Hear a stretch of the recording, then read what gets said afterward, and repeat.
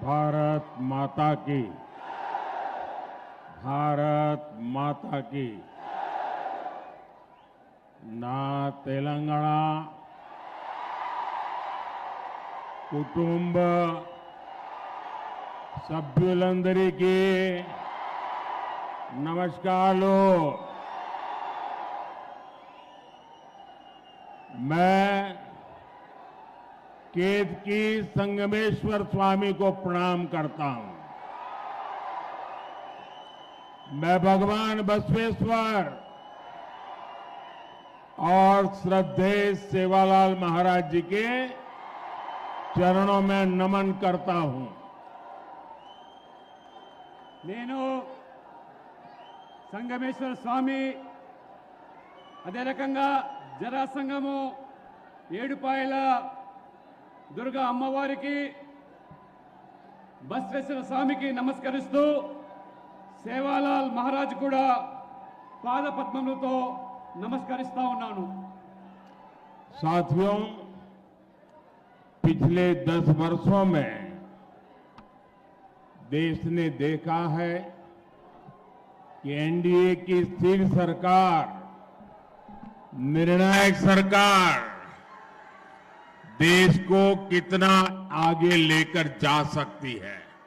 మిత్రులారా, గత 10 సంవత్సరాలుగా ఎన్డీఏ ప్రభుత్వము ఒక స్థిరమైన మరియు నిర్ణయాత్మకమైనటువంటి ప్రభుత్వాన్ని ఏ రకంగా నడిపామో మీరు కల్లారా చూశారు।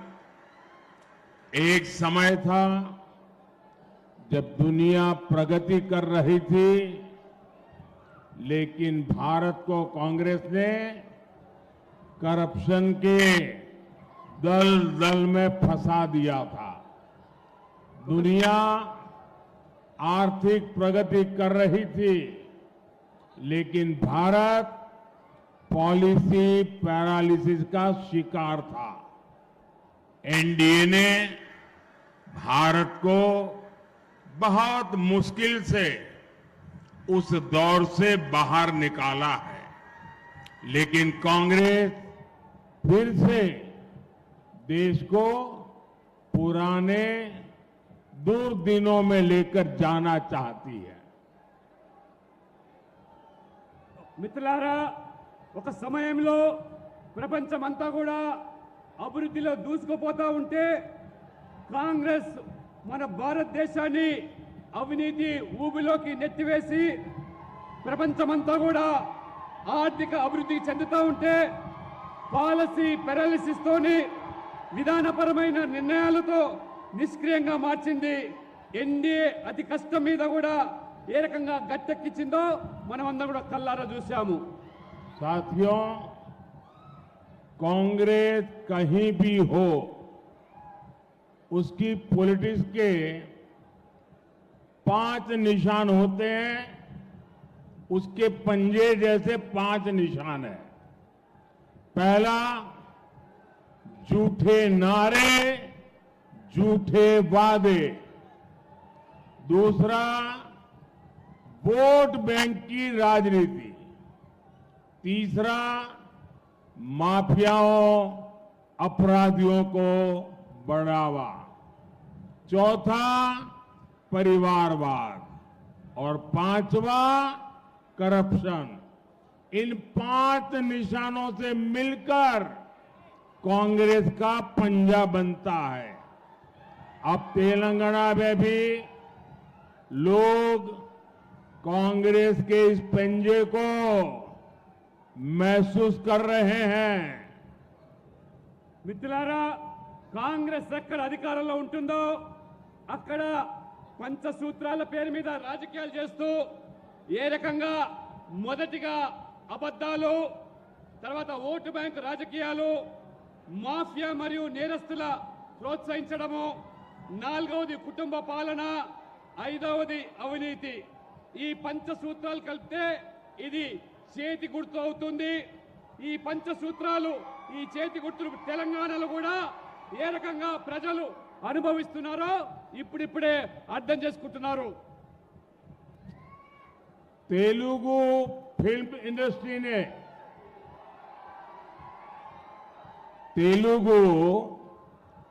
इंडस्ट्री ने भारत को ट्रिपल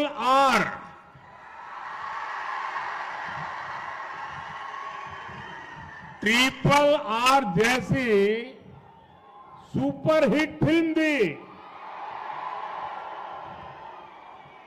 लेकिन आज तेलंगाना कांग्रेस ने राज्य के लोगों को डबल आर टैक्स दे दिया है। ट्रिपल आर फिल्म ने पूरी दुनिया में भारत का नाम रोशन किया, लेकिन ये डबल आर टैक्स भारत के लिए शर्मिंदगी बढ़ा रहा है। इस डबल आर टैक्स की तेलंगाना में हर तरफ चर्चा है कि तेलंगाना के जो उद्योगपति हैं, जो ठेकेदार हैं, उनको कुछ परसेंट डबल आर टैक्स पिछले दरवाजे से देना पड़ रहा है। आरोप है कि यहां टोटल जितनी वसूली होती है उसमें से एक खास हिस्सा डबल आर टैक्स के तौर पर काला धन दिल्ली जाता है। मुझे पता है आप सब ये डबल आर टैक्स से बहुत ही त्रस्त है। मुझे ज्यादा विस्तार में जाने की जरूरत नहीं है। आप समझ गए होंगे ये डबल आर कौन है। మిత్రులారా, తెలంగాణ సినీ పరిశ్రమలో త్రిబుల్ ఆర్ అనే సినిమా సూపర్ హిట్ అయిన విషయం మనందరికీ తెలిసిందే. కానీ ఈరోజు తెలంగాణలో అంతకుముందు ఈరోజు డబుల్ ఆర్ ట్యాక్స్ పేరు మీద ఈరోజు పెద్ద ఎత్తున కూడా తెలంగాణలో చర్చ జరుగుతూ ఉన్నది. ప్రపంచమంతా కూడా గర్వపడితే త్రిబుల్ ఆర్ సినిమా వల్ల ఇప్పుడు మన దేశం సిగ్గుపడుతున్నది తెలంగాణలోని డబుల్ ఆర్ ట్యాక్స్ వల్ల. అందుకనే ఈరోజు డబుల్ ఆర్ ట్యాక్స్ ద్వారా ఏ పారిశ్రామికవేత్తల ద్వారా పెద్ద ఎత్తున ఈరోజు ఆ ట్యాక్స్ మీద వసూలు చేస్తున్నారో అందులో పెద్ద ఎత్తున ఇవాళ ఢిల్లీకి ఆ నల్ల దళాన్ని కప్పం కడుతూ ఉన్నారు ఈ తెలంగాణలోని ఈ అధికారులు. కాబట్టి ఈ యొక్క డబుల్ ఆర్ ట్యాక్స్ వల్ల విసిగిపోయిన తెలంగాణ ప్రజలు, మరి నేను ఎక్కువగా చెప్పదలుచుకోలేదు, ఈ డబుల్ ఆర్ ట్యాక్స్ ఎవరు వసూలు చేస్తున్నారో, ఎవరికి కప్పం కడుతున్నారో మీరు అర్థం చేసుకోవాల్సిందిగా మిమ్మల్ని నేను కోరుతా ఉన్నాను. भाइयों बहनों, अगर आपने ये डबल आर टैक्स पर लगाम नहीं लगाई तो ये 5 साल में आपको ऐसा बर्बाद कर देगा, तेलंगाना फिर खुदा खड़ा नहीं हो पाएगा। पहले टीआरएस बीआरएस ने तेलंगाना को बर्बाद कर दिया, अब ये डबल आर वो भी बर्बाद करेगा। और इसलिए उसको लगाम लगाने के लिए इस बार तेलंगाना से सभी भाजपा को जिता करके दिल्ली भेजो तो वो डरेगा और लगाम रहेगी। మిత్రులారా, ఈ ప్రభుత్వం ఏదైతే కొత్త పంత ఎంచుకున్నదో డబుల్ ఆర్ ట్యాక్స్ పేరు మీద తెలంగాణను దోచుకుంటున్నది కాబట్టి తెలంగాణ పూర్తిగా వినాశనమయ్యే ప్రమాదం ఏర్పడుతున్నది. గతంలో బీఆర్ఎస్ కూడా ఏ రకంగా అవినీతికి పాల్పడి రాష్ట్రాన్ని దోచుకున్నదో, బీఆర్ఎస్ కాంగ్రెస్ ఇద్దరు తోడు దొంగలే, ఒక గూటి పక్షులే. కాబట్టి ఈ తెలంగాణ ప్రజలు విముక్తి కావాలంటే బీజేపీని గెలిపించాలి. త్వరలో తెలంగాణలో పెద్ద ఎత్తున బీజేపీ అభ్యర్థులను గెలిపించి తెలంగాణను ఆదుకోవాల్సిందిగా మీతో నేను విజ్ఞప్తి చేస్తా ఉన్నాను. साथियों, कांग्रेस पार्टी ने आपको लूटने के लिए एक और नया तरीका निकाला है। अगर कांग्रेस सरकार बनी तो ये लोग इनहेरिटेंस टैक्स लाने की बात कर रहे हैं, यानी आपकी जीवन भर की कमाई, आपने जो बचा करके रखा है, जिंदगी भर मेहनत करके जो कमाया है, और आपकी इच्छा है कि मरने के बाद ये आपकी संपत्ति, आपने जो कमाया है वो आपके संतानों को मिले। लेकिन कांग्रेस ऐसा टैक्स लाने वाली है कि अब आपने जो कमाया है वो पूरा का पूरा आपके बच्चों को नहीं दे सकेंगे। आधे से ज्यादा 55% ये कांग्रेस ने वसूल करने की योजना बना ली है। आपको कांग्रेस के इन खतरनाक इरादों से सावधान रहना है। మిత్రులారా, ఒకవేళ పొరపాటున కేంద్రంలో కాంగ్రెస్ ప్రభుత్వం వచ్చినట్టయితే మన వారసత్వ ఏదైతే సంపద ఉన్నదో ఆ సంపద నుంచి కొత్త రకం పంత ఎంచుకొని కాంగ్రెస్ పార్టీ ఇప్పుడు ట్యాక్స్ వసూలు చేస్తామంటున్నది. అది 55% మన సంపద నుంచి మన పిల్లలకు దక్కకుండా ఇవాళ కాంగ్రెస్ దాన్ని కాజేసేదానికి కుట్రలు కుతంత్రాలు పన్నుతా ఉన్నది. కాబట్టి ఈ భయానకమైనటువంటి నిర్ణయాల పట్ల మన ప్రజలందరూ కూడా అప్రమత్తంగా ఉండాలి. లేనట్లయితే మన తల్లిదండ్రులు సంపాదించినటువంటి ఈ ఆస్తిలో 55% ఈ కాంగ్రెస్ దోచుకునేదానికి ఇవాళ ఏదైతే పన్నాగం పడుతున్నదో మీరందరూ కూడా దీని పట్ల అప్రమత్తంగా ఉండాలని చెప్పి కూడా నేను మీ అందరికీ విజ్ఞప్తి చేస్తా ఉన్నాను. पहले बीआरएस ने तेलंगाना को लूटा और अब कांग्रेस वाले लूट रहे हैं। आप देखिए, बीआरएस ने कालेश्वरम प्रोजेक्ट का इतना बड़ा स्कैम किया। जब कांग्रेस विपक्ष में थी तो सरकार बनने के बाद इसकी जांच करने की बातें कर रही थी, लेकिन जैसे ही सरकार बनी कांग्रेस कालेश्वरम स्कैम की फाइलें दबाकर बैठ गई। और जब बीआरएस सत्ता में थी तब उन्होंने केस फॉर वोट मामले की जांच को आगे नहीं बढ़ने दिया। మిత్రులారా, మొదట ఈ రాష్ట్రాన్ని బీఆర్ఎస్ ప్రభుత్వము ఏ రకంగా దోచుకున్నదో మనందరికీ తెలిసిందే. ఆనాడు కాళేశ్వరం యొక్క ప్రాజెక్టు పేరు మీద జరిగిన కుంభకోణము, ఆనాడు ప్రతిపక్షంలో ఉన్నటువంటి కాంగ్రెస్ పార్టీ ఏ రకంగా కాళేశ్వరంలో బీఆర్ఎస్ దోచుకున్నదో ఆ రోజు మాట్లాడినటువంటి ఆ కాంగ్రెస్ పార్టీ ఇవాళ అధికారంలోకి వచ్చిన తర్వాత ఆ కాళేశ్వరం ప్రాజెక్టు సంబంధించినటువంటి ఫైల్ అన్ని కూడా తొక్కిపెట్టి ఏ రకంగా ఇవాళ ద్వంద్వ నీతి అవలంబిస్తున్నదో మనమందరం కూడా గమనిస్తా ఉన్నాము. కాబట్టి ఈ విధంగా కాంగ్రెస్ ప్రభుత్వము ఏ రకంగా ఇద్దరు కూడా తోడు దొంగలు కాబట్టి ఒకరినొకరు కాపాడుకునేటువంటి ప్రయత్నాన్ని చేస్తూ ఉన్నారు. కాబట్టి జాగ్రత్తగా ఉండమని చెప్పి నేను కోరుతా ఉన్నాను. कांग्रेस बीआरएस दोनों अलग नहीं, बल्कि दोनों एक ही करप्शन रैकेट के मेंबर्स हैं। कांग्रेस बीआरएस का ये करप्शन रैकेट कहां तक फैला हुआ है, ये दिल्ली के लीकर स्कैम से भी पता चलता है।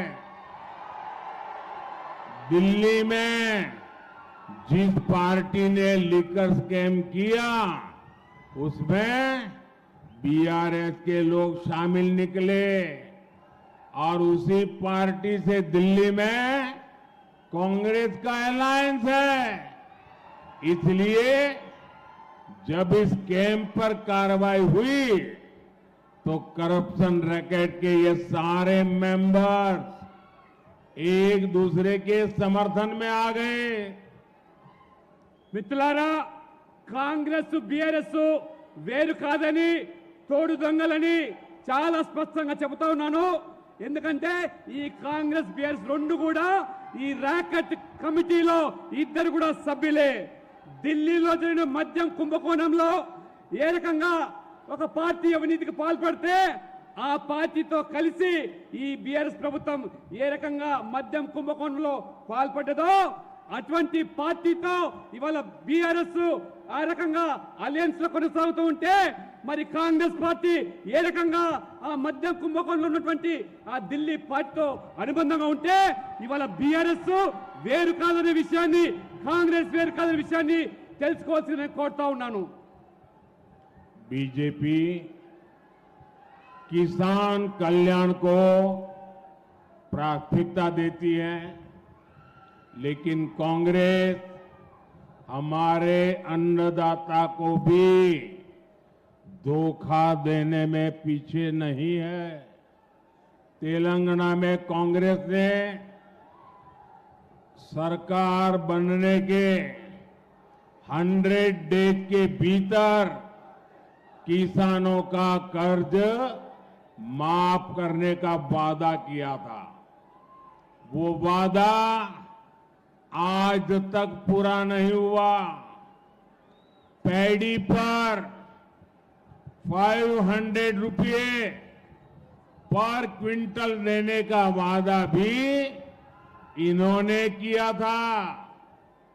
अब ये उस वादे के बारे में भी मुंह पे ताला लगा दिया है, बोलने को तैयार नहीं है। మిత్రులారా, భారతీయ జనతా పార్టీ రైతులను అన్నదాతగా భావిస్తూ వారు భగత్ స్వరూపులుగా ఇవాళ మన ప్రభుత్వం వాళ్ళను కొనియాడుతూ ఉన్నది. కానీ ఇవాళ కాంగ్రెస్ ఏ రకంగా రైతులను మోసం చేస్తూ ఉన్నదో తెలంగాణలో మీరు చూస్తూ ఉన్నారు.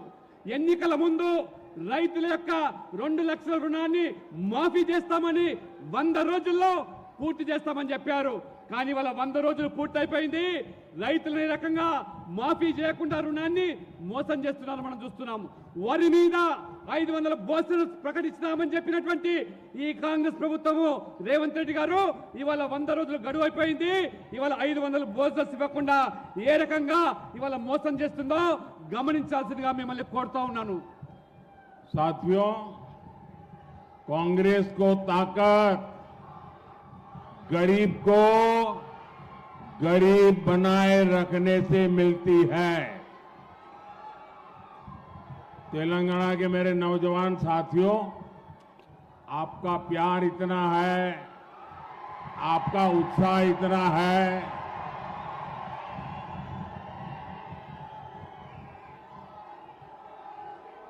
मैं आपके इस प्यार के लिए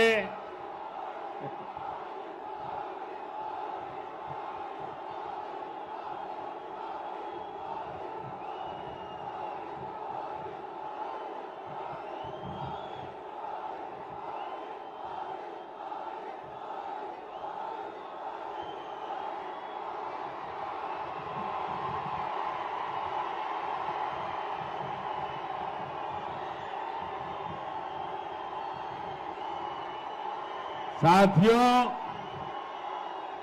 ये आपका उत्साह, आपका प्यार इतना जबरदस्त है कि आज ये डबल आर की नींद उड़ जाएगी।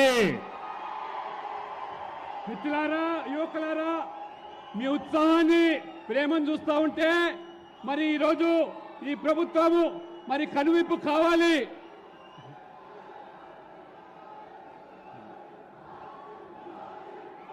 साथियों, कांग्रेस को ताकत गरीब को गरीब बनाए रखने से मिलती है। इसलिए गरीब, दलित, पिछड़ा और आदिवासी हो या देश की महिलाएं हो, कांग्रेस ने कभी उन्हें आगे बढ़ने नहीं दिया। कांग्रेस राज में नारी शक्ति ने जन्म से लेकर जीवन तक हर जगह तकलीफ उठाई है। बेटी पैदा होती थी तो उसकी पढ़ाई सबसे कठिन चुनौती होती थी। स्कूलों में शौचालय न होने से बेटियों को स्कूल बीच में ही छोड़ना पड़ता था और इसलिए हमने बेटी बचाओ बेटी पढ़ाओ अभियान शुरू किया। हर स्कूल में बेटी के लिए अलग टॉयलेट बनवाए। अब बेटियां भी शिक्षा में भी आगे बढ़ रही है। आज पीएम आवास में बनने वाले घर भी मुख्य रूप से महिलाओं के नाम पर ही दिए जा रहे हैं। మిత్రులారా, కాంగ్రెస్ పార్టీ ఎప్పుడు పేదలను పేదవాళ్ళుగానే మార్చడానికి ప్రయత్నం చేశారు. దళితులు, ఆదివాసీలు, వెనుకబడ్డ వర్గాలు, మహిళలు ఏ రకంగా వెనక్కి నెట్టేశారో, నిర్లక్ష్యం చేశారో మీరందరూ చూశారు. కానీ మా ప్రభుత్వము మహిళా శక్తి పేరు మీద, నారీ శక్తి పేరు మీద అమ్మాయిలు చదువుకునేదానికి వాళ్ళకి కావాల్సిన సదుపాయాలు కల్పించడానికి బేటీ బచావ్ బేటీ పడావ్ ప్రత్యేకంగా పాఠశాలలో అమ్మాయిలకు టాయిలెట్లు విధిగా నిర్మించి ఏ రకంగా ఆ అమ్మాయిలను ఆ రకంగా శక్తివంతులు చేస్తా ఉన్నామో, ఇవాళ ప్రధానమంత్రి ఆవాస్ యోజన పేరు మీద పేదలకు నిర్మించే పక్క ఇల్లు కూడా మహిళల పేరు మీద ఇస్తున్నామంటే మహిళలకు ఇవాళ మోదీ ప్రభుత్వం ఇస్తున్నటువంటి గౌరవాన్ని కూడా మీరు ఇవాళ గమనిస్తా ఉన్నారు. साथियों, कांग्रेस सरकारों में महिलाओं के अधिकार ही खतरे में नहीं पड़े, महिलाओं की सुरक्षा भी खतरे में पड़ी है। महिलाओं की सुरक्षा और वोट बैंक में इन्हें जब चुनना होता है तो ये वोट बैंक चुनते हैं। बीजेपी के लिए महिलाओं की सुरक्षा, महिलाओं का सम्मान ये सर्वोपरि है। कोई भी व्यक्ति चाहे वो कितना भी बड़ा क्यों ना हो, अगर वो महिलाओं के सम्मान के साथ खिलवाड़ करता है तो उसे बख्शा नहीं जाना चाहिए। हमने इन 10 वर्षों में महिला सुरक्षा को लेकर कड़े कानून बनाए हैं। फांसी तक की सजा का कानून हमने बनाया है। अगले 5 वर्षों में हम इसी दिशा में और मजबूती से काम करेंगे। మిత్రులారా, మహిళల అధికారాలే కాదు కాంగ్రెస్ పార్టీ హరించింది, మహిళలకు కూడా రక్షణ లేకుండా ఓటు బ్యాంకు రాజకీయాలకు ఏదైతే పాల్పడ్డదో ఇవాళ మా ప్రభుత్వం ఖచ్చితంగా మహిళల రక్షణ కోసము అవసరమైనటువంటి కొత్త చట్టాలు తీసుకురావడమే కాకుండా మహిళలను గౌరవించకుండా కించపరిచేటువంటి ఏ వ్యక్తులైనా శక్తులైనా ఉరిశిక్ష సైతం విధించేటువంటి ఒక కఠినమైనటువంటి చట్టాలను తీసుకొచ్చి ఇవాళ మహిళలను ఆదరిస్తుంది, గౌరవిస్తుంది మా ప్రభుత్వము. साथियों, जब एक सरकार मजबूत होती है, जब एक सरकार निर्णायक होती है और एक सरकार जो सिर्फ और सिर्फ देशभक्ति से काम करती है, तो वो कैसे इतिहास रच सकती है? आप सब देख रहे हैं, अयोध्या में भव्य राम मंदिर इसका उदाहरण है। प्रभु राम मंदिर की प्रतीक्षा 500 वर्षों से थी। जो मंदिर आजादी के तुरंत बाद बनाया जाना चाहिए था, वो सपना आज दिल्ली में मजबूत सरकार होने के कारण आंखों के सामने पूरा हो गया। अब आप मुझे बताइए, ये अयोध्या में राम मंदिर बना के नहीं बना? बना के नहीं बना? किसने बनाया? किसने बनाया? किसने बनाया? ये अयोध्या का राम मंदिर मोदी ने नहीं बनाया है। ये अयोध्या का राम मंदिर आपके एक वोट के कारण बना है। आपके मजबूत वोट ने, देश में से जो मजबूत वोट मिला, हमें पूर्ण बहुमत मिला और इसके कारण ये भगवान राम का मंदिर बना। हमारे लिए एक एक वोट आपके सपनों को लेकर के आता है और हमारी एक एक पल आपके सपनों को संकल्प बनाने के लिए हम खपा देते हैं। साथियों, हमारे लिए तो आपका एक एक वोट सर्वोपरि है। हमारे लिए तो आपका सपना सर्वोपरि है।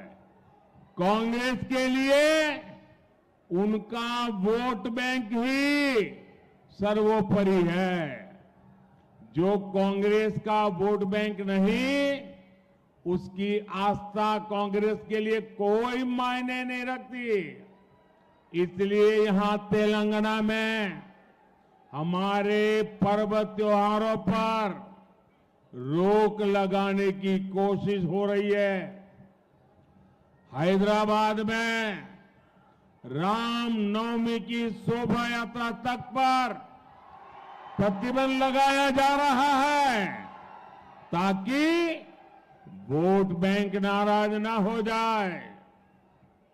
మిత్రులారా, ప్రభుత్వం పటిష్టంగా నిర్ణయాత్మకంగా ఉంటే దేశభక్తి ఏ రకంగా కొత్త చరిత్రను సృష్టిస్తామో మీరందరూ కూడా కళ్ళారా చూశారు. రాముడు జన్మించినటువంటి అయోధ్యలో భవ్యమైనటువంటి రామ మందిర నిర్మాణం అయిందంటే అది నిజంగా మీ అందరి యొక్క సమర్థతతోనే, మీ అందరి యొక్క సహకారంతోనే సాధ్యమైంది. స్వాతంత్రం పూర్వమే ఈ రామ మందిరం నిర్మాణం కావాల్సి ఉంది. కానీ ఢిల్లీలో పటిష్టమైన ప్రభుత్వం లేకపోవడం వల్ల అది సాధ్యం కాలేదు. మీరందరూ కూడా ఏమనుకుంటున్నారు? మోదీయే ఈ బ్రహ్మమైనటువంటి మందిరం కట్టారని మీరు అనుకుంటున్నారు.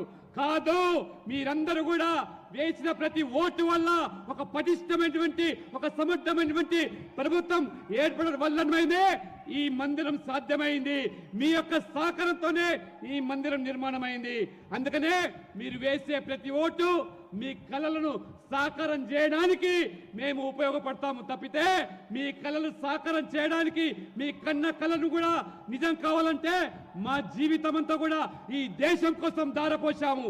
కాబట్టి కాంగ్రెస్ ఏనాడు కూడా ఈ దేశం కోసం కాదు, ప్రతి ఓటు బ్యాంకు రాజకీయాలకు పాల్పడుతూ ఓటు కోసం పట్టపిస్తుంది తప్పితే మెజార్టీ ప్రజల యొక్క విశ్వాసాలకు భంగం కలిగే విధంగా ఏ రకమైనటువంటి ఓటు బ్యాంకు రాజకీయాలకు పాల్పడుతుందో ఇవాళ మనం తెలంగాణలో, హైదరాబాద్ లో చూస్తున్నాము. మన పండుగలు నిర్వహించుకోవాలంటే అనేక ఆంక్షలు, మన పండుగలు జరుపుకోవాలంటే అనేకమైన షరతులు. చివరికి హైదరాబాద్ లో భవ్యమైనటువంటి శ్రీరామ నవమి శోభయాత్ర జరపాలంటే కూడా ఈ ప్రభుత్వము ఎన్ని ఆంక్షలు విధించిందో, ఎన్ని రకాల వేధింపులకు చేసిందో కేవలము ఒక వర్గం వారి ఓట్ల కోసమనే విషయాన్ని మీరు తెలుసుకోవాల్సిగా నేను కోరుతా ఉన్నాను. साथियों, जब तेलंगाना संयुक्त आंध्र प्रदेश का हिस्सा था, तब 2004 और 2009 में उस संयुक्त आंध्र ने कांग्रेस को रिकॉर्ड संख्या में एमपी एमएलए दिए थे। कांग्रेस ने यहां एससी, एसटी, बीसी की चिंता करने की जगह उनके आरक्षण पर डाका डालना शुरू कर दिया। कांग्रेस ने तब के आंध्र प्रदेश को तुष्टीकरण की प्रयोगशाला बना दिया था।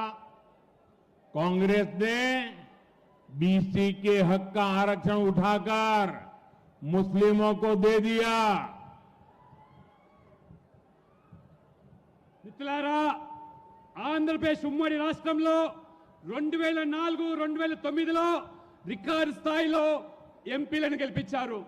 కానీ ఆ కాంగ్రెస్ పార్టీ గెలిచిన తర్వాత ఎస్సీ, ఎస్టీ, ఓబీసీల హక్కులను హరించడమే కాకుండా ఏ రకంగా వాళ్ళ అధికారాలను కాలరాసిందో మీరు కల్లారా చూశారు.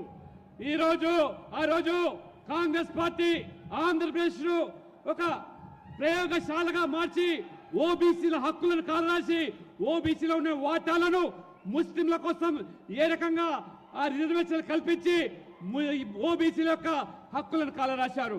కాబట్టి కేవలం ముస్లింల మెప్పు కోసము బీసీలను ఏ రకంగా వాళ్ళను ఇవాళ అధికారులకు కోసారో మీరు చూస్తున్నారు. కాబట్టి మీరు ఈ కాంగ్రెస్ యొక్క ద్వంద్వ నీతితో కూడా ఆలోచన చేయాల్సిగా నేను కోరుతా ఉన్నాను.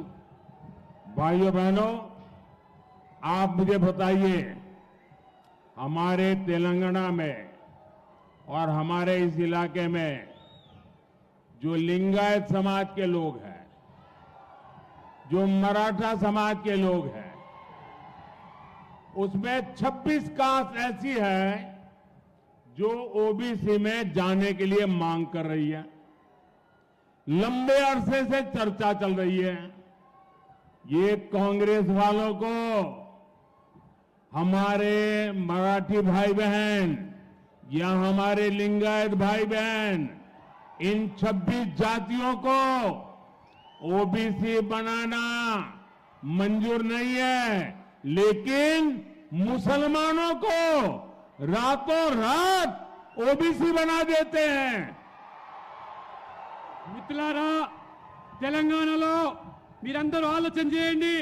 ఒక పెద్ద సమాజం లింగాయత్ సమాజము, మరాఠా సమాజము ఈ తెలంగాణలో అయితే ఉన్నారో వాళ్లకు న్యాయం చేయకుండా దాదాపు ఇంకా 26 బీసీ కులాలు కేంద్ర జాబితాలో చేరాల్సిన అవసరాన్ని కాంగ్రెస్ పార్టీ ఏ రకంగా విస్మరించి కేవలము రాత్రికి రాత్రి ముస్లింలను ఓబీసీ జాబితాలో చేర్చి ఇవాళ లింగాయతులను, మరాఠీలను కాకుండా 26 బీసీ కులాలను కేంద్ర జాబితాలో చేర్చకుండా ముస్లింలను చెప్పించేటువంటి ప్రయత్నాలకు ఏ రకంగా కాంగ్రెస్ పూనుకున్నదో ఒక్కసారి మీరందరూ కూడా గమనించాల్సిగా నేను కోరుతా ఉన్నాను. हमारा बंजारा समाज जब भी हमारे बंजारा समाज को देखें, सेवालाल महाराज की हमें पुण्य स्मृति हो जाती है। आपने कभी बंजारा समाज में क्रिमिनल हुए ऐसा सुना है क्या? सेवाभावी लोग हैं, समाज में अच्छी जिंदगी जीने वाले लोग हैं, लेकिन उस बंजारा समाज की भी आशा अपेक्षाओं पर टीआरएस, बीआरएस, कांग्रेस सबने पानी फेर दिया है।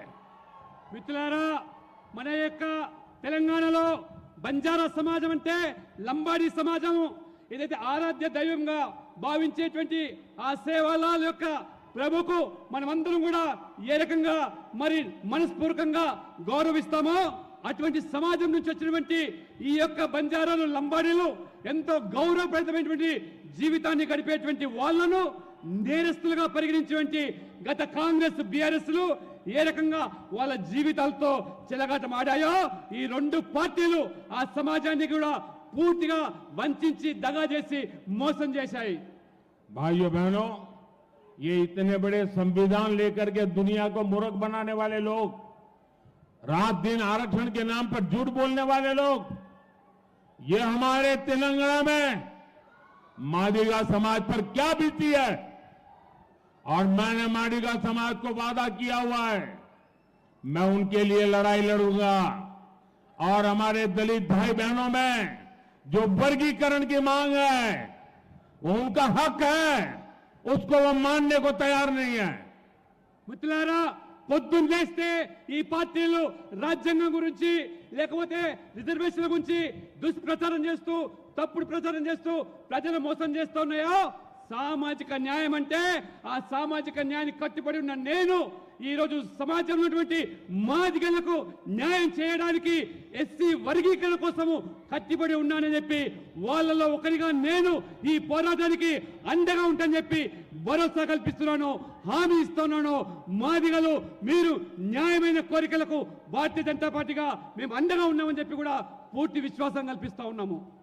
साथियों, एक कांग्रेस पार्टी को जन्म से ही ये हमारे संविधान के प्रति नफरत है।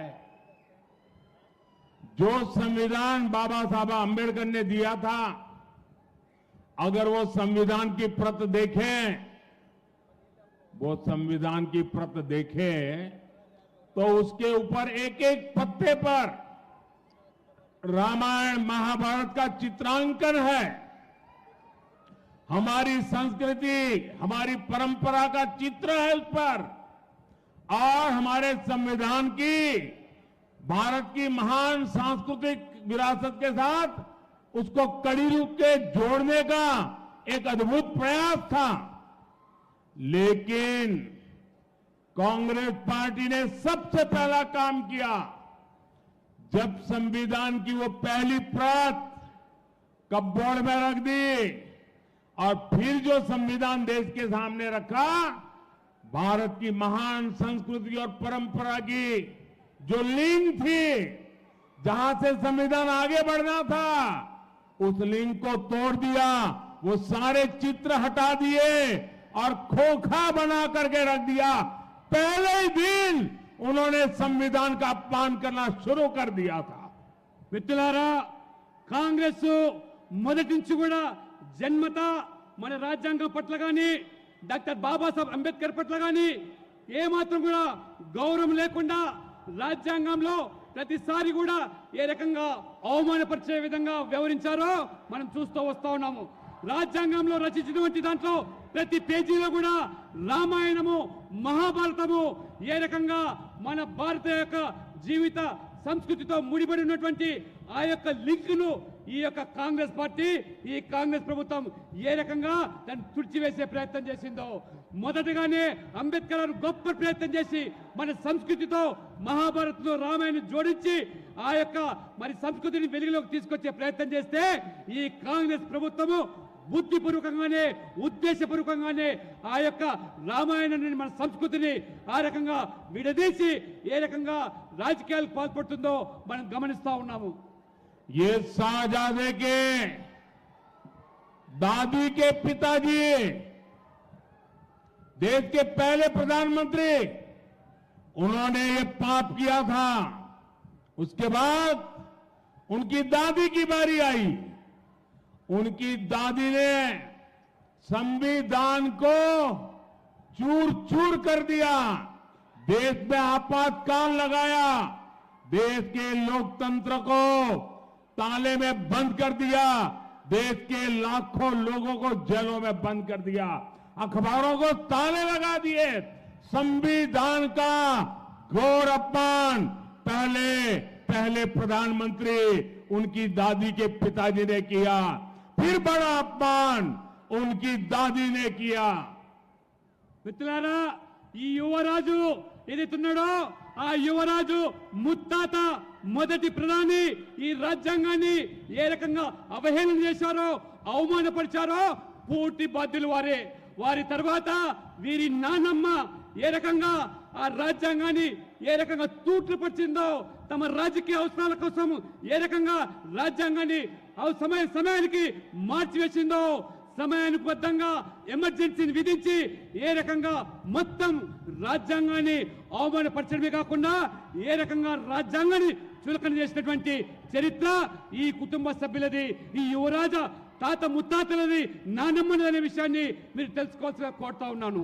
तीसरा पाप, इनके पिताजी जब प्रधानमंत्री थे शाहजादे के, उन्होंने एक ऐसा कानून लाने की कोशिश की। ये संविधान की बातें करने वाले जरा अपने जरोखे में देख ले। उन्होंने ऐसी बातें की, देश के मीडिया को, देश के अखबारों को डराने के लिए एक ऐसा भयंकर कानून लाए। देश का सारा मीडिया मैदान में आ गया, देश का विपक्ष मैदान में आ गया, संविधान के रक्षक भारतीय जनता पार्टी के लोग मैदान में आ गए और उनके पिताजी को झुकना पड़ा। और वो जो संविधान पे खिलवाड़ की कोशिश करती थी वो उनको रोकना पड़ा। ये संविधान को उनके परिवार के 3 लोगों ने तबाह कर दिया है। మిత్రులారా, వీళ్ళు చేసిన పాపాలు సామాన్య పాపాలు కాదు. వారు చేసినటువంటి 3వ పెద్ద పాపం ఏదైతుందో ఆ రోజు ఏ రకంగా మీడియాను, పత్రికలను, వాళ్ళ స్వేచ్ఛను, స్వతంత్రాన్ని హరింపజేసి వాళ్ళ మీద ఏ రకంగా ఒత్తిడి తీసుకొచ్చారో, వాళ్ళను ఏ రకంగా లొంగదీసే కుట్రలు పన్నారో. కానీ ఆనాడు ఈ భయానక చట్టాలను ఎదిరించింది, పోరాటం చేసింది ఆనాడు ప్రతిపక్షాలు. ఆ రకంగా భారతీయ జనతా పార్టీ ఈ ప్రజాస్వామ్యాన్ని కాపాడడానికి సర్వంగా పోరాటం చేసి అన్ని విధాలు కూడా ప్రజాస్వామ్యాన్ని, రాజ్యాంగానికి పరిరక్షణకు పాటుపడింది భారతీయ జనతా పార్టీ. తప్పితే రాజ్యాంగం గురించి మొసలి కన్నీరు గార్చేటువంటి ఈ పార్టీలు ఏ రకంగా పాపాలు చేశాయో ఒక్కసారి ఆలోచన చేయండి. उसके बाद संविधान से सरकार का जन्म होता है। सरकार की कैबिनेट अत्यंत महत्वपूर्ण इकाई होती है। भारत के संविधान ने उसको संरक्षण दिया हुआ है। मनमोहन सिंह जी की सरकार की कैबिनेट ने एक निर्णय किया। उस निर्णय को ये शाहजादे ने पत्रकार वार्ता करके भारत के संविधान से बनी हुई कैबिनेट के निर्णय को खुले आम चीरे चीरे कर दिया था। और वो संविधान के रक्षण की बातें करते हैं हमारे सामने।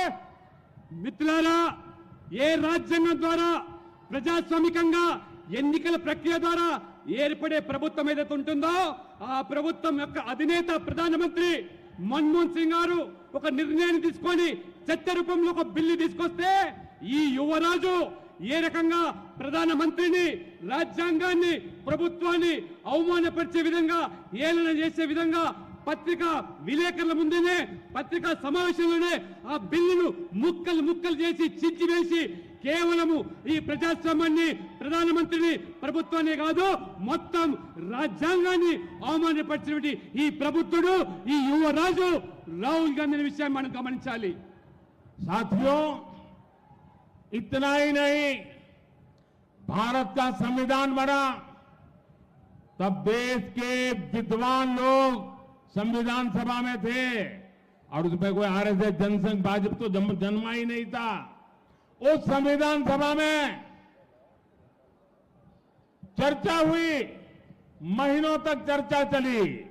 डॉक्टर बाबा साहब आंबेडकर ने अपने विचार रखा और संविधान सभा ने निर्णय किया कि धर्म के आधार पर इस देश में कोई आरक्षण नहीं होगा।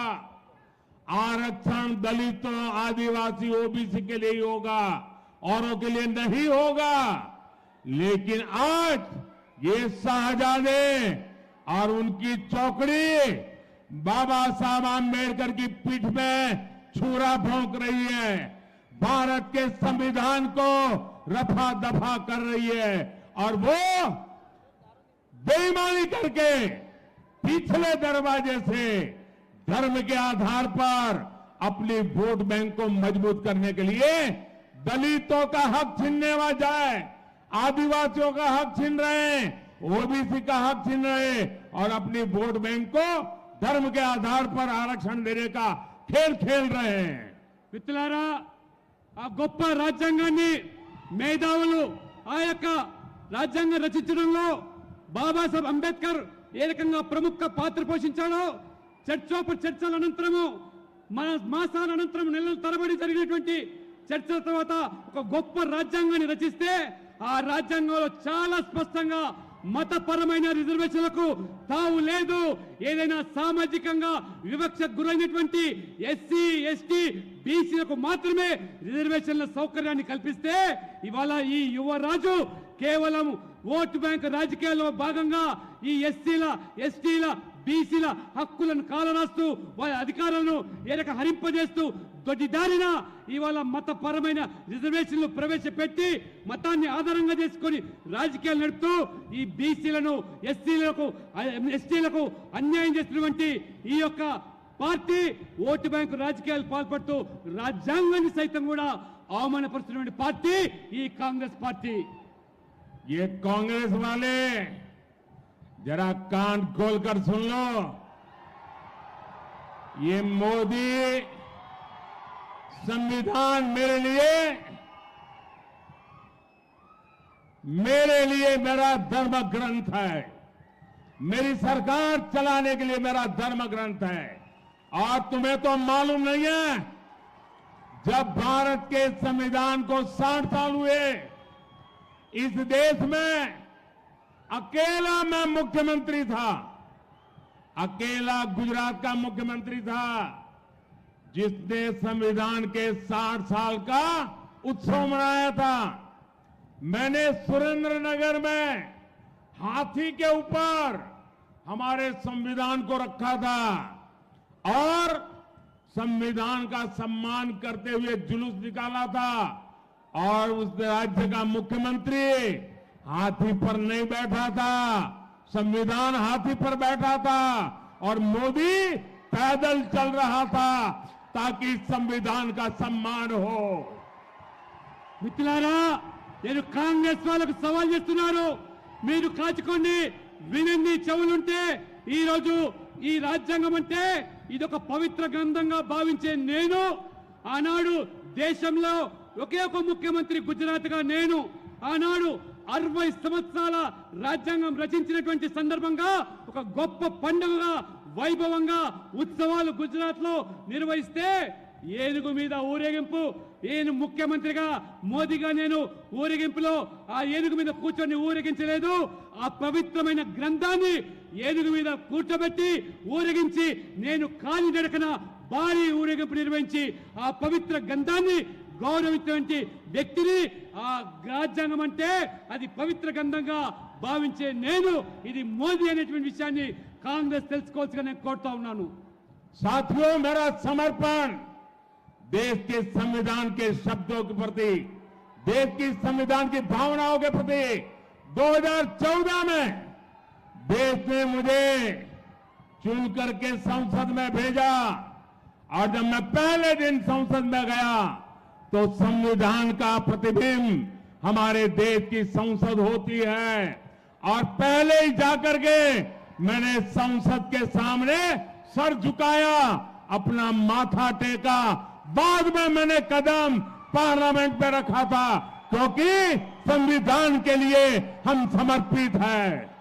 మిత్రులారా, రాజ్యాంగం పట్ల మాకున్నటువంటి గౌరవాన్ని మీరు శంకించాల్సిన అవసరం లేదు. నా జీవితం అంతా కూడా ఈ దేశం కోసము, ఈ ధర్మం కోసము, ఈ యొక్క రాజ్యాంగం కోసము సమర్పించిన వ్యక్తిని నేను.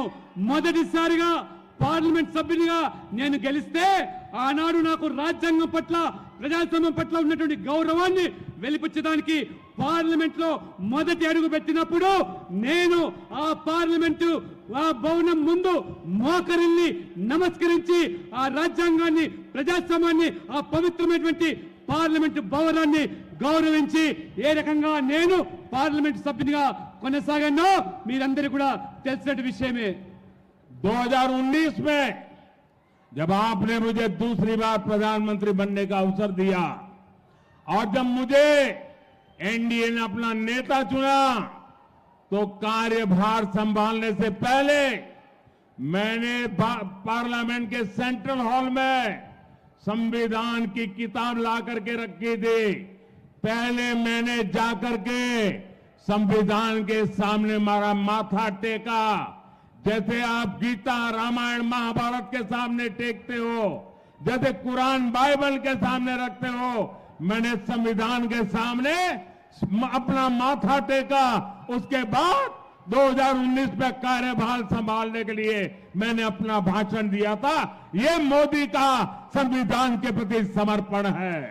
మిత్రులారా 2019లో రెండవసారి మీ యొక్క సమ్మతంతో ప్రధానమంత్రిగా నేను ఎన్నికైన తర్వాత ఎన్డీఏ నేతగా ఎన్నిక తర్వాత నేను నా బాధ్యతలు స్వీకరించే మొదలు ఆ పార్లమెంట్ సెంట్రల్ హాల్లో ఆ పవిత్రమైనటువంటి ఆ గ్రంథము ఆ రాజ్యాంగాన్ని ఆ సెంట్రల్ హాల్లో ప్రవేశపెట్టి ఆ సెంట్రల్ హాల్ ఆ పవిత్ర గ్రంథం ముందు నేను ఏ రకంగా ఆ యొక్క గ్రంథాన్ని ఒక పవిత్ర గ్రంథంగా ఏ రకంగా ఇవాళ భగవద్గీతగా ఖురాన్గా బైబిల్గా అన్ని వర్గాలు ఏ రకంగా పవిత్ర గ్రంథాలుగా భావిస్తాయో నేను సైతం కూడా ఈ రాజ్యాంగం కూడా అంతే పవిత్ర గ్రంథంగా భావించి ఆ రామాయణ మహాభారత లాంటి గ్రంథాలుగా స్వీకరించి నేను ఆ రకంగా పార్లమెంట్లో ఆ రకంగా ప్రధానమంత్రిగా బాధ్యతలు స్వీకరించి మొట్టమొదటి ఉపన్యాసం చేశారు.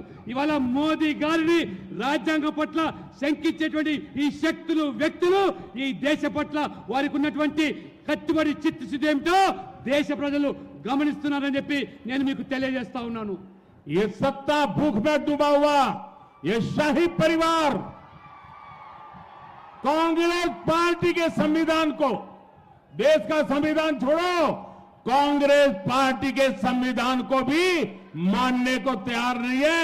उसको भी उन्होंने डस्टबिन में डाल दिया है.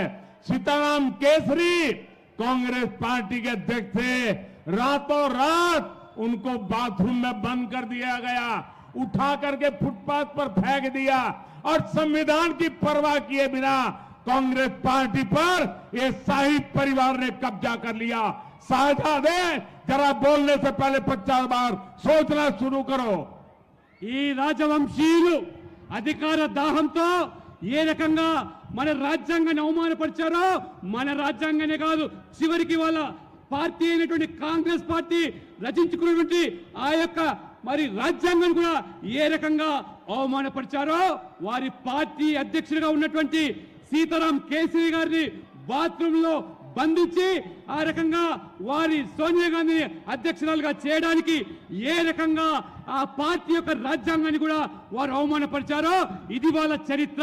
ఇది వాళ్ళ యొక్క రాజ్యాంగం పట్ల వారికి పార్టీ విధానాల పట్ల ఉన్నటువంటి గౌరవం అనే విషయాన్ని దేశ ప్రజలు గమనించాల్సిందిగా నేను కోరుతా ఉన్నాను.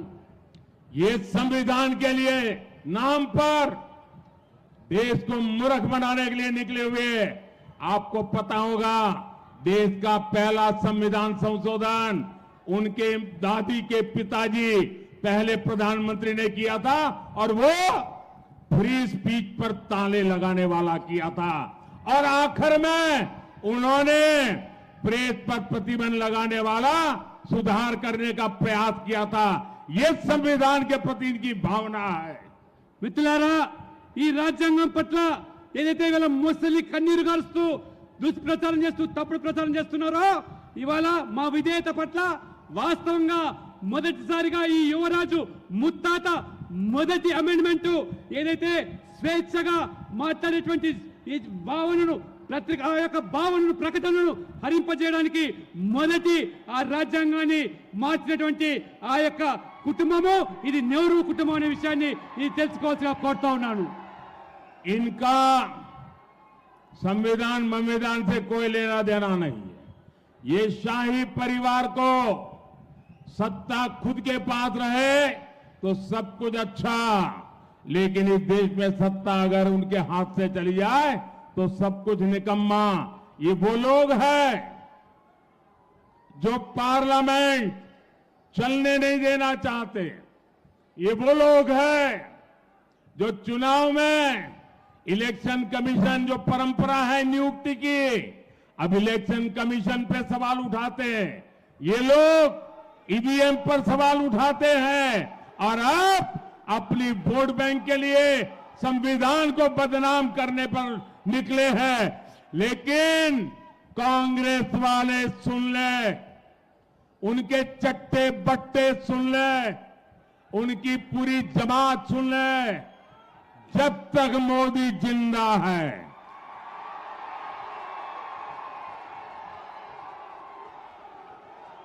जब तक मोदी जिंदा है मैं संविधान का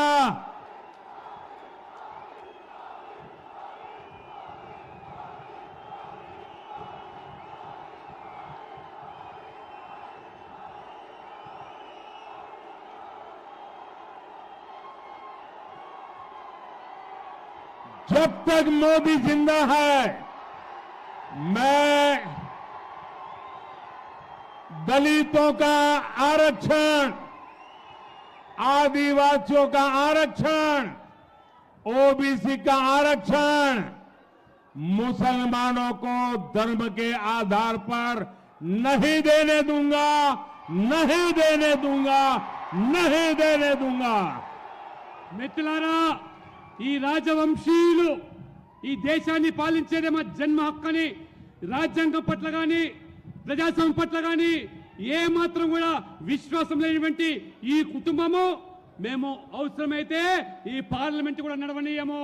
ఇవాళ మీరు అధికారంలో ఉంటే మాకు ఈ అధికారాన్ని కావడానికి ఈ దేనికైనా దిగజారుతామని చెప్పి ఇవాళ రాజ్యాంగ సంస్థలైనటువంటి ఎన్నికల కమిషన్ మీద ఇవాళ అనుమానాలు వ్యక్తం చేస్తూ ఉంటారు. ఈవీఎంల మీద కూడా వాళ్ళు ప్రశ్నలు లేవనెత్తుతూ ఉంటారు. వాళ్ళు గెలవకపోతే అందరినీ కూడా అవమానపరుస్తూ ఉంటారు.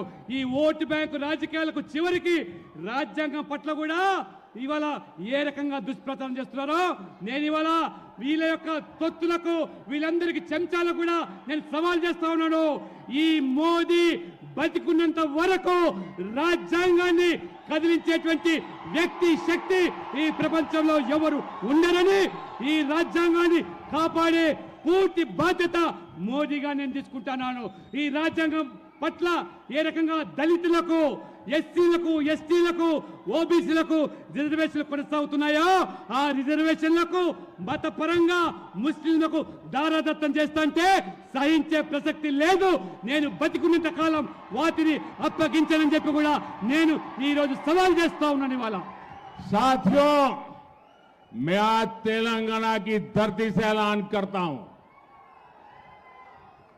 मोदी की तीसरी टर्म में, मोदी की तीसरी टर्म में ये वर्ष हमारे संविधान के 75 वर्ष हो रहे हैं. मैं इतने शान से संविधान का 75वां वर्ष मनाऊंगा और गली गली में जाकर के इनके पापों को खुला करके छोड़ूंगा. अब तो हर घर तक जाऊंगा. उन्होंने संविधान के साथ कैसा खिलवाड़ किया है, ये मेरी तीसरी टर्म में संविधान के 75 वर्ष बड़ी शान से मनाऊंगा, गाजे बाजे के साथ मनाऊंगा और इनके पापों को देश की गली गली में पहुंचा दूंगा. మిత్రులారా, ఈ తెలంగాణ నుంచి నేను ప్రకటిస్తా ఉన్నాను, మోదీగా నేను మూడవసారి ప్రధానమంత్రి అయిన తర్వాత ఈ 75 సంవత్సరాలు రాజ్యాంగాన్ని రచించి పూర్తయ్యే సందర్భంలో తప్పకుండా ఈ 75 సంవత్సరాల రాజ్యాంగ అంగరంగ వైభవంగా ఈ దేశవ్యాప్తంగా ప్రతి పల్లెల్లో ప్రతి పట్టణంలో కూడా వైభవంగా బాజా బదింతులతో జరుపుకోవడమే కాకుండా ఆ రాజ్యాంగాన్ని గౌరవింపే రీతిలో ప్రజలను భాగస్వామ్యం చేయడమే కాకుండా వీళ్ళ పాపాలను, ఈ రాజవంశీయుల పాపాలను ఎండగడుతూ ప్రజల ముందు దోషిగా నిలబెట్టడానికి రాజ్యాంగానికి అడుగడుగునా ఏ రకంగా అవమానపరిచారు, తూర్చుపరిచారు, మీ యొక్క అధికార దాహంతో రాజ్యాంగాన్ని ఏ రకంగా కించపరిచారో ఈ 75 సంవత్సరాల ఈ యొక్క ఉత్సవాల సందర్భంగా మీ భాగవతాన్ని బయట పెడతానని, బహిర్గతం చేస్తానని చెప్పి కూడా నేను సవాల్ చేస్తా ఉన్నాను. साथियों, ये लोग लोकतंत्र की एक भी बात मानने को तैयार नहीं.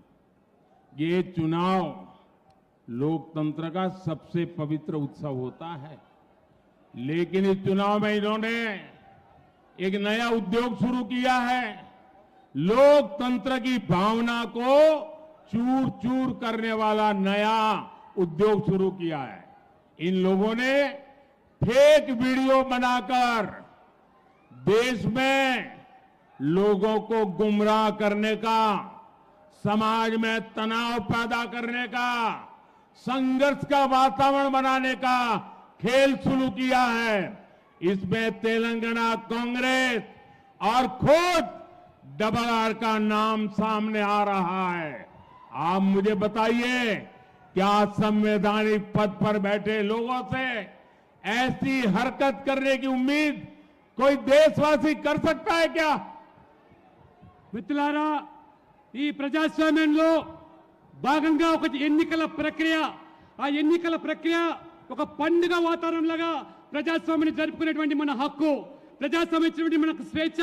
అటువంటి ప్రజాస్వామ్యాన్ని ఇవాళ ఈ కాంగ్రెస్ నాయకులు అవమానపరిచే విధంగా వాళ్ళు ఓటమి ఛాయలో, ఓటమి నైరాశ్యంలో ఏ రకంగా దిగజారుతున్నారో, ఈ తెలంగాణలో ఒక ఫేక్ వీడియో సృష్టించి ఏ రకంగా ఈ సమాజాన్ని విచ్ఛిన్నం చేయడానికి కుట్రలు కుతంత్రాలు పండుతున్నారో, ఎన్నికల్లో గెలవలేమని చెప్పి ఏ రకమైనటువంటి దిగజారు చర్యలకు పాల్పడుతున్నారో తెలంగాణ కాంగ్రెస్ పార్టీ అదే రకంగా డబుల్ ఆర్ గా ఇవాళ కొనసాగుతున్నటువంటి ఈ యొక్క రాజు ఈ తెలంగాణలో అత్యంత పవిత్రమైనటువంటి రాజ్యాంగ పదవిని అనుభవిస్తున్నటువంటి ముఖ్యమంత్రి చేసే పని అని చెప్పి తెలంగాణ సమాజం ఇవాళ ప్రశ్నిస్తున్నది. కాబట్టి ఖచ్చితంగా తెలంగాణ ప్రజలు దీన్ని ఎదుర్కోవడానికి ఎన్నికల ప్రక్రియ ద్వారా ప్రజాస్వామ్య ప్రక్రియ ద్వారా ముందుకు రావాల్సిందిగా మేము కోరుతా ఉన్నాము. साथियों, तेलंगाना और देश के विकास के लिए बीजेपी ही विकल्प है, बीजेपी ही संकल्प है। हमारी सरकार ने तेलंगाना के विकास के लिए लाखों करोड़ रुपए दिए हैं। इससे गरीब कल्याण के कार्यों में तेजी आई है। आज तेलंगाना में 4 वंदे भारत ट्रेन चल रही है। आज तेलंगाना के 40 रेलवे स्टेशन, 40 रेलवे स्टेशन का अमृत स्टेशन के रूप में विकास किया जा रहा है। इसमें हमारा जहीराबाद रेलवे स्टेशन भी शामिल है। हम मेडक, येलारेडी, बोधन, भैंसा मार्ग को नेशनल हाईवे घोषित करके उसका विकास करने जा रहे हैं। संगारेड्डी, नांदेड़, अकोला नेशनल हाईवे का काम भी पूरा हो गया है। इससे आंदोल, नारायणखेड़ और जुक्कल क्षेत्र में कनेक्टिविटी की अच्छी सुविधा मिलेगी। మిత్రులారా, తెలంగాణలో బీజేపీ మాత్రమే ప్రత్యామ్నాయము. ఇవాళ తెలంగాణ ప్రజలు బీజేపీ మీద ఉన్న విశ్వాసానికి అనుగుణంగా ఏ రకంగా తెలంగాణ అభివృద్ధికి బీజేపీ నిర్వచనం అని ఇవాళ నేను స్పష్టం చేస్తా ఉన్నాను. ఇవాళ తెలంగాణకు 4 వందే భారత్ ఎక్స్ప్రెస్లు ఇవ్వడమే కాకుండా 40 రైల్వే స్టేషన్లు తెలంగాణలో ఈ ప్రభుత్వం ఇవ్వడమే కాకుండా ఇవాళ అమృత్ రైల్వే స్టేషన్ లో భాగంగా ఇవాళ జైరాబాద్ రైల్వే స్టేషన్ కూడా అందులో ఇవాళ మోదీ ప్రభుత్వం ఇవాళ అభివృద్ధికి నాంది పలికింది. అంతేకాకుండా ఇవాళ మెదక్, ఎల్లారెడ్డి, బాన్స్వాడ, బోధన్, బైన్సా నేషనల్ హైవే జాతీయ రహదారి కూడా ఇవాళ పూర్తిగా ఈ ప్రభుత్వము ఇవాళ అభివృద్ధి చేస్తా ఉన్నది. సంగారెడ్డి, నాందేడ్, అకోలా ఆ రకంగా ఆ పని కూడా పూర్తి చేస్తా ఉన్నది.